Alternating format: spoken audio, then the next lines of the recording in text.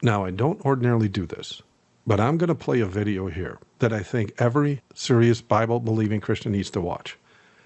It's about a year old, and so the technology they're using here has no doubt been updated to be even more powerful by now. This video is just 4.5 minutes long, and so I hope you watch it to the end. Check this out. Whether you're here,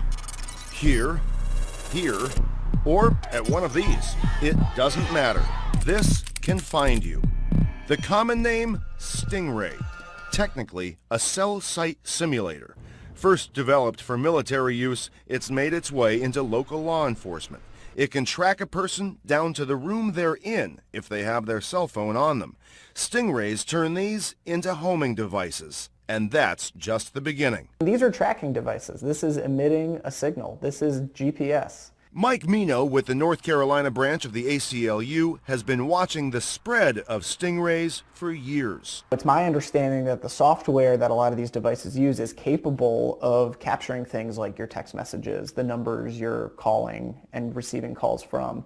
We know for sure they're getting people's location. Here's how it works. Cell phones are always trying to connect to nearby cell towers. A Stingray acts like a cell tower decoy. In what's called a man-in-the-middle attack, it tricks cell phones into thinking it's the nearest cell tower, phones connect to the Stingray, and police can access a range of personal information.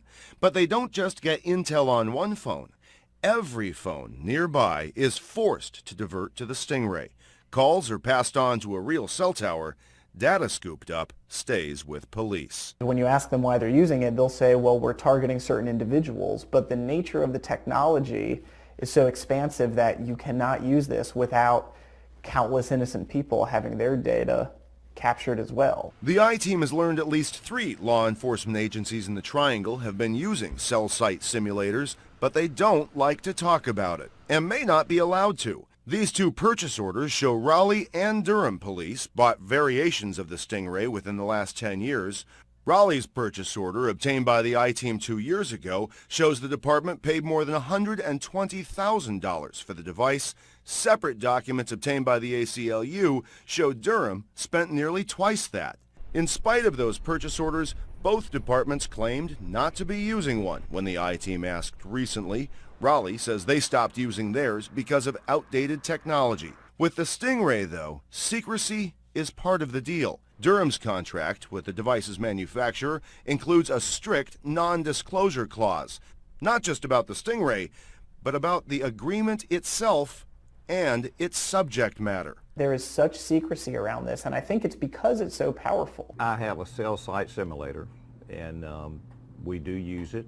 Wake Sheriff Donnie Harrison is the only current law enforcement officer we could find here or elsewhere willing to talk even a little about the device and how it's used. It's a very useful tool that we use, not only for the bad guys, but for looking people that are lost, looking people that say they're going to commit suicide. Sometimes we have used them for children that's missing that have phones. And basically, that's all I'm going to say about it. Harrison told us Wake County has had a cell site simulator since 2008. He insists they're always within the law and always get a warrant first. But there's very little public documentation of those warrants or of the use of Stingrays in general here or in any of the cities in which we looked. But no, we don't like to talk about it. You know, when a general goes in battle, he doesn't give out his battle plans. It's the classic question. Safety or privacy? Law enforcement will tell you these things get bad guys off the street and help good people out in the meantime. Critics say we just don't know, and we don't, by design. As long as we do it lawfully, I don't care what people say. My job is to keep people safe.